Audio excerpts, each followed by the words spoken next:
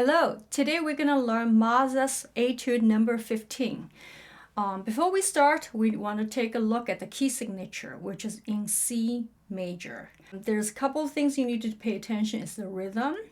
There's a sextuplet in there, so it's basically 6 notes per click.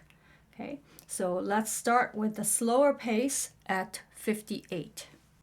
Ready, go.